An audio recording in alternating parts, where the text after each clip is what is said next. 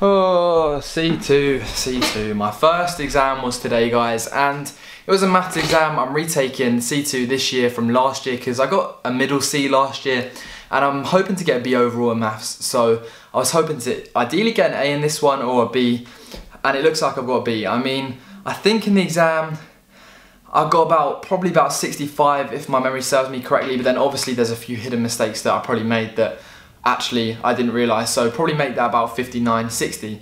Now what I thought today, we could go through the mark scheme, because the mark scheme is the unofficial ones on the student room, and you can kind of compare your results and the answers I got with that and see like where I went wrong and what I got right, and you guys can kind of see that as well. So first off, question 1, that was pretty standard. I think it was binomial expansion, and you just had to make sure you just didn't make any silly adding or timesing errors.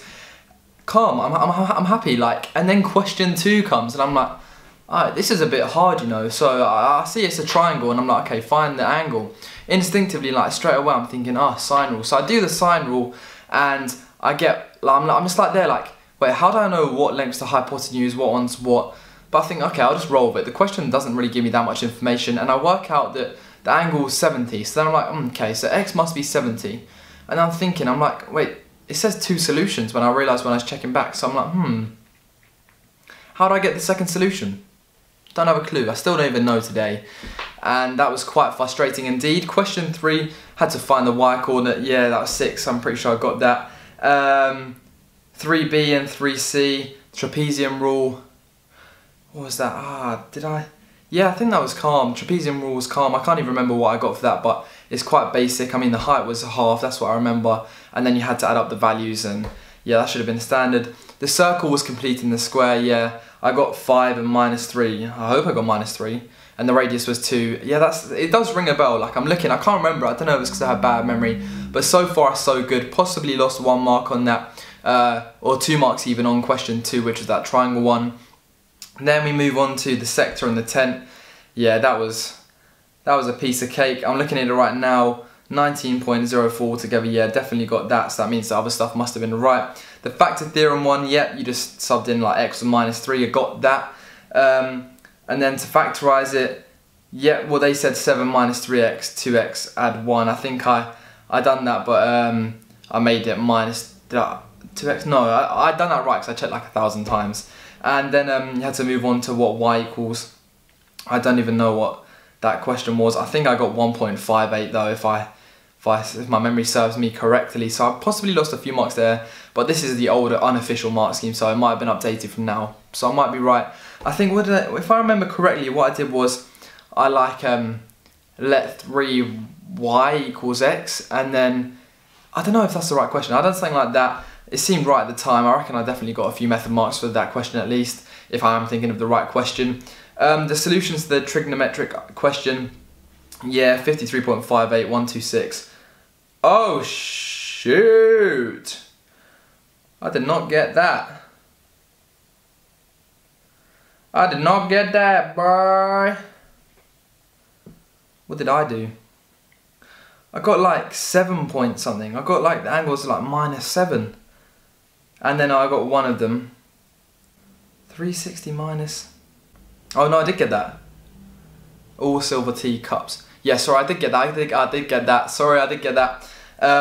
So moving on, geometric series. Oh mate, that question was taking a pee. I literally didn't have a clue what to do for part A. I'm sitting there, I'm like, okay, what do I do? So we know A is this, blah, blah, blah. And I basically worked out part B and C while trying to work out part A. I literally had no clue what to do. And it turned out you're meant to do like AR over A or AR squared over AR, and I was just there like, okay, it's 4 marks, like I lost all 4 marks, that's quite a big deal, but I honestly had no clue, so just move on swiftly from that one. I got part B and C right. When I was doing part C, I was like minus 150 something thousand. I was like, this can't be right, but then everyone seems to have got it, and I did double check that straight after with my friends, because I just thought it can't be right, but turns out it probably was.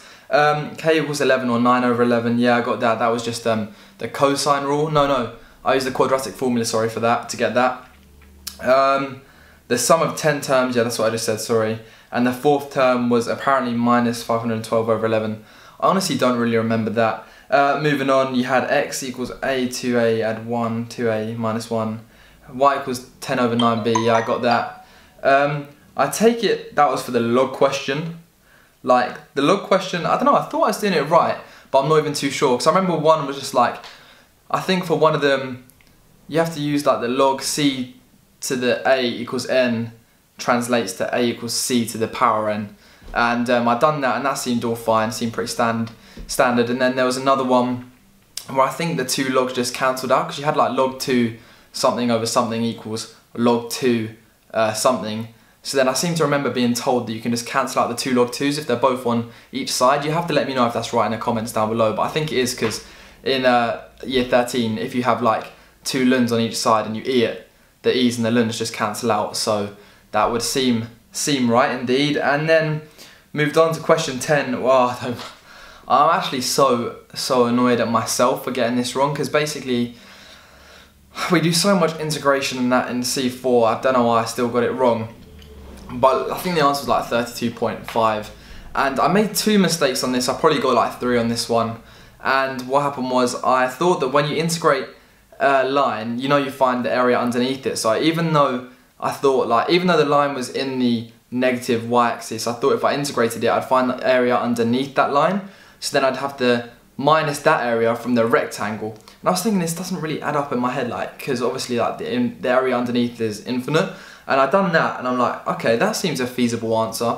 So I was going along with that, and then, you know, there's like a tiny bit of the area on the left side of the negative x-axis and positive y-axis. I was like, looked at it, I was like, oh, that's a triangle. That's a triangle, yeah, of course. This makes it so much easier. And then of course I should have realised it was bounded by the line, which had an equation, which meant it wasn't a triangle. It wasn't a straight line.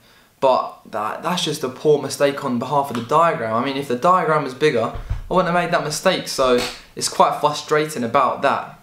But yeah, I think I got 3 on that. That question was just annoying. But at least now I know for C3 and 4 that if that is the case and there's a line underneath the underneath the x-axis, that I can find the area between the line and between the equation of the line and the x-axis. So that was where I went wrong. Kind of annoyed at that, but I'm glad I understand where I went wrong and how to change that in the future. So overall, I think the paper was fairly easy. People probably made some mistakes. I probably made some mistakes. Definitely done better than last year. I mean, if I don't do better than last year, you can hold me to account. I might as well just give up maths, because I have no chance at all of getting a B. But yeah, I hope you guys did enjoy me talking you through the exam. I'm not too sure how interesting it's been. I literally also want to say that I can't really keep doing these videos during exams because my grades are slacking, and it's not long till my first economics exam and politics exam. And I literally know nothing, so I'm just going to focus now. I'm going to have Mishak on the channel probably during half terms. There'll be a video then and explain his situation about him missing his exam, which is quite crazy. After the exam, I thought I was hyped. I was like, calm, I only missed 2 questions, calm. That's like 5 marks at max I could have dropped. And then when I went and done the integration question wrong, just put my mood in the bin. I was like, ah, felt kind of peak. I don't even know what to say. I just felt annoyed afterwards. So that was that. And that brings us to now. So I hope you guys have enjoyed. I hope you do understand. I hope you enjoyed me talking you through the exam. And I'll catch you all again soon. Something like